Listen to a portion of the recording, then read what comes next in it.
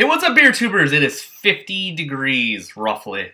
Maybe closer to 45 in Minnesota here, and I thought I'd look at a hearty, rich beer from Glarus Brewing Company, and it is one of very few that I've reviewed on this channel. They're only distributed in Wisconsin. Since moving over here, I don't get back enough to take a look at these guys. But anyways, this is the newest beer in their Thumbrpint series, which is kind of their like seasonal, brew what we want style. And this is Glarus Dubbel.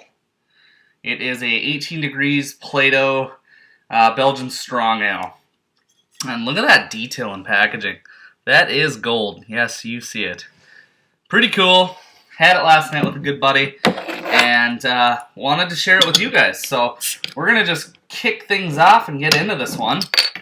I should say my Belgian double knowledge before we get going here isn't the greatest. I haven't had a ton of Belgian doubles, but proper glassware, Glarus Imperial Pint, and this one poured just what you would expect from an Abbey double. Really nice 2 fingers of tight khaki off-white head. Caramel brown color. Looks really, really nice. I mean, I can't, that's almost photo worthy. That stuff is pretty intense. So we'll go ahead and just let you know that the Unplugged series is something that Dan from Glarus goes ahead and just brews whatever he wants. And he kind of has that liberty, and everything he generally brews in this series is awesome. So I've reviewed a couple of their Wild Sour and the Berliner Weiss, so let's get into this one. Wow, yeah, big phenolic, bubblegummy Belgian candy notes. There's that typical Belgian spicy yeast esters. It's just got some on the nose here. That'll be a nice little blooper for you. Anyways, yeah, smells. You can smell those rich caramel malts. Quite complex, actually, but it is yeast dominant. I will say that. So let's get the taste on the Glarus Abbey Double.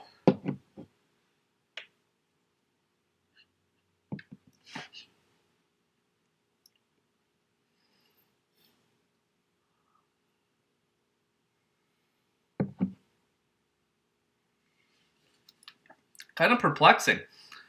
There is a big, overwhelming Belgian spicy kick. To the point where it covers up a lot of those caramel, complex malt backbone. I get a lot of those phenols that come through. And this one does talk about a long boil, bottle conditioned with Belgian Candi Sugar, 18 degrees Plato, fruity, etc. It looks like it's a blend of yeast strains, so I'd actually be curious to know what is exactly in this yeast.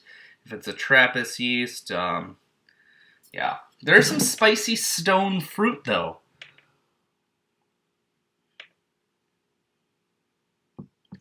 You really search for it. It's got some of those dates and those figs and those plums in there. And they're really subdued, but they're really nice. Typically, pretty sweet beer, actually. And with that said,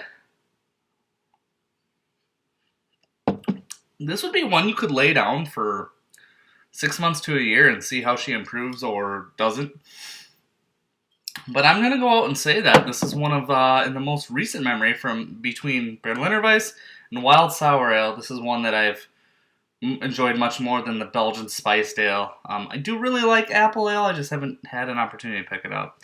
So I'm going to go a solid 90 out of 100 on the Glarus Belgian Double. And I guess the reason I don't go higher and or lower is because it's an Americanized version of a style that I really feel is accentuated and best brewed in Abbey Trappist, I guess, the way they do things. Or tradition, I should say. But Dan Carey and Deborah Carey hit gold. Literally on this one. So, 90 out of 100. Thanks for joining me for another Glarus Thumbrpint review. If there's any other Glarus beers you guys want to see me review, please let me know. I haven't reviewed a lot of them, and I know, being in the region I live in, they're heavily requested. So, we'll see you in the next one. Cheers!